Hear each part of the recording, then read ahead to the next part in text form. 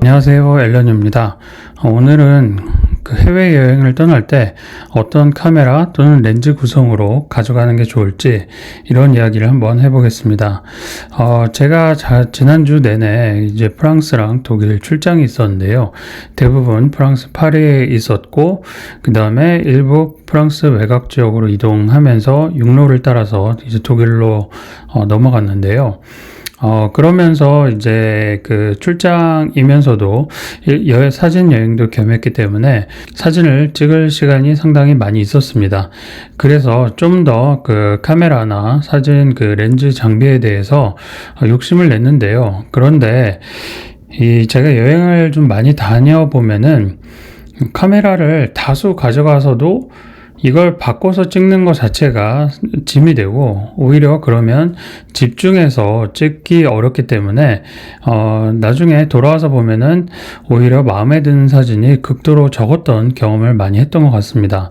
그래서 이번 여행은 고민을 좀 많이 하다가 그냥 라이카 M11에 미국 구성 라이카 M11에 아포크론 하나만, 50mm 아포크론 렌즈 하나만 가지고 여행을 떠나게 되었습니다.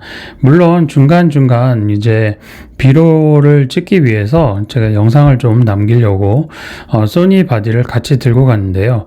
소니 A7C에는 35mm 칼 자이츠 렌즈를 넣어서 갔는데, 얘는 이제 음식 기록용 사진과 영상 전용으로 사용했고, 나머지 파리에서 제가 사진으로 진지하게 기록하고 싶었던 거는 모두 이 조합으로 제가 사진을 찍었습니다.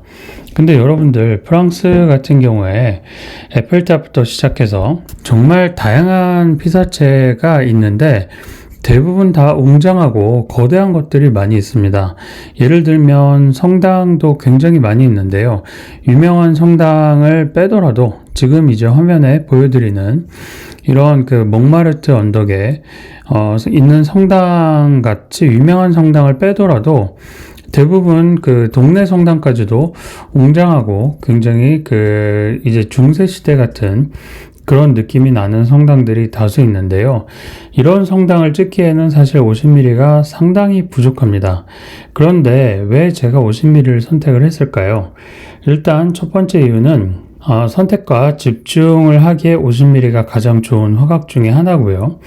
그 다음에 이제 스트리트 사진을 찍기에도 제가 가장 편리하게 사용하는 화각이 50mm이기 때문입니다.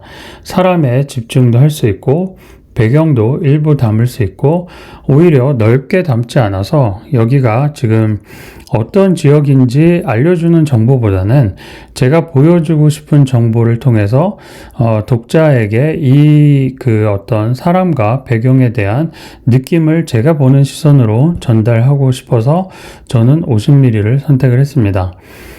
그런데 실제 가서 여행을 찍으니까 참 제가 이미 잘 알고 있으면서도 그래도 28mm 주마로는 작으니까 그 녀석이라도 하나 마운트해서 올걸, 이런 생각은 참 많이 들더군요. 어쨌든 만약에 저처럼 원렌즈 원바디를 선택하셨는데 50mm 화각을 들고 프랑스든 어떤 나라든 간에 여행을 떠났다면, 그리고 굉장히 스케일이 큰 그런 조형물이나 아니면 풍경을 찍는다고 했을 때 어떻게 기록하는 게 좋을까요? 일단 대부분 사진을 여러분들이 찍으실 때 전체를 담으시려고 노력을 많이 하는 편입니다.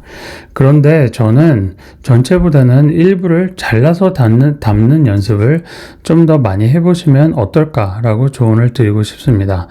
특히 지금 사진을 보여드리는 성당 같은 경우에는 일단 50mm이기 때문에 전체를 담기 위해서는 적어도 500m 이상 또는 좀 더 그보다 더 멀리 가서 찍어야지 아마 전체를 다 담을 수 있을 정도로 거대한 스케일의 성당이었습니다. 하지만 사람을 제가 포함해서 이 성당을 지금 찍었는데요. 이런 형태로 기록을 하면 성당의 일부만 보고 사람과 성당의 스케일을 보고 이 성당이 얼마나 큰 성당인지 대략적인 짐작을 할 수가 있겠죠. 그래서 대략적인 스케일을 아마 짐작 자극하게 만들 수 있는 그런 요소가 충분히 들어갈 수 있다고 저는 생각을 합니다. 두 번째는 이 지금 아이펠타워를 제가 에펠타워를 담은 그런 사진인데요. 에펠타워 같은 경우에는 정말 멀리서 바라보면 파리 시내와 함께 또 담는 매력이 있지만 또 가까이서 담으면 광각이었다면 쭉 늘어지게 그 스케일을 과장해서 보여주는 매력이 있었을 겁니다. 하지만 저 같은 경우에는 아이펠타워를 정말 프레임 꽉 차게 양쪽을 대칭해서 찍고 싶은 그런 욕심이 있었고, 마침 같이 간 그 일행이 프랑스에 대한 경험이 굉장히 많은 그 분이어서 그분의 안내로 그런 사진을 찍을 수 있을 만한 거리로 언덕으로 가서 에펠타워를 이렇게 지금 담을 수 있게 됐습니다. 그래서 50mm만 가지고 갔을 때 얘가 너무 좁지 않을까라고 생각하실 수 있는데요.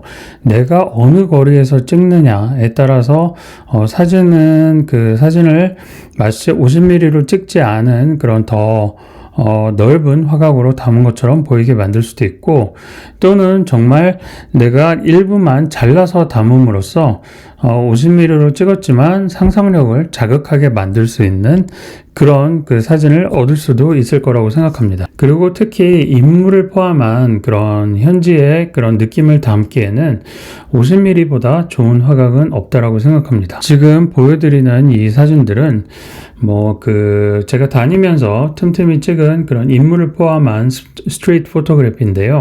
저는 이런 사진이 오히려 그 여행의 풍경을 완성하는 그런 느낌이 들어서 개인적으로 참 좋아하는 그런 사진입니다. 그런데 만약에 이걸 35mm나 그보다 더 넓은 화각으로 찍었다라고 하면 이렇게 인물이 집중되는 사진을 찍기는 오히려 더 어려웠을 거라고 생각합니다. 물론 찍고 나서 크롭을 할 수도 있었겠지만 프레임에 꽉 차게 사진을 찍고 싶은 욕심이 있다라고 하면 오히려 50mm가 이런 상황에는 어울린다고 생각합니다. 마지막으로 그 M11을 제가 가져갔기 때문에 있었던 일인데요. 야간 사진에 M11을 활용해서 찍으신다면 마이너스 3스탑까지 이용하시는 걸 주저없이 사용해도 좋을 것 같습니다. 일단 라이카 M11의 다이내믹 레인지가 상당히 좋아졌고요. 그 다음에 그 설정 값을 라지 사이즈로 6000만 화소로 하지 말고 중간 정도 미드 사이즈로 맞춰 놓으면 다이내믹 레인지가 훨씬 더 좋아집니다. 이런 상황에서 그 마이너스 3스탑까지 사용한다고 하면 얘를 이제 아포크론이 F2 개방이죠. 최대 개방이 아니라 오히려 2.8 또는 경우에 따라서는 4까지 조여서 찍더라도 굉장히 그 샤프한 야간 사진을 얻을 수가 있습니다. 지금 이 사진들을 보시면 어떤가요? 얘가 정말 그 눈으로 보기에도 깜깜한 밤에 파리 시내의 그 어두운 상황에서 찍은 사진이라고는 아마 상상하기 어려울 겁니다. 그런데 이조차도 ISO가 6400으로 잡아야지만 마이너스 3스탑으로 했지만 ISO를 6400으로 설정해서 찍은 사진들입니다. 근데 만약에 정상 노출로 찍었다라고 하면 ISO를 6400 이상 쓸 수밖에 없었겠죠. 그런 상황에서는 결과물이 굉장히 노이즈가 거슬리는 결과를 얻을 수 있었을 겁니다. 하지만 마이너스 3스탑을 사용했고 후보정에서 안부를 끌어올렸기 때문에 이렇게 깨끗한 야간 사진이 나왔다고 생각합니다. 오늘 이제 몇 가지 이야기를 드렸는데요. 하나는 그 여행 갈 때 여러 가지 장비를 가져가지 마시고 내가 그 사진에 집중하고 싶다라고 하면 원바디, 원렌즈를 선택하시는 게 좋다라는 이야기를 드렸고요. 그 다음에 이제 두 번째는 50mm가 너무 여행에서 좁다라고 생각할 수도 있지만 오히려 부분을 잘라서 내가 바라보는 시각을 사진을 보는 독자에게 보여주고 싶을 때 50mm가 더 유리할 수 있다. 그 다음에 스트릿 사진을 찍더라도 인물에 집중해서 찍을 때에는 50mm가 유리할 수 있다라는 이야기를 하나 드렸고요.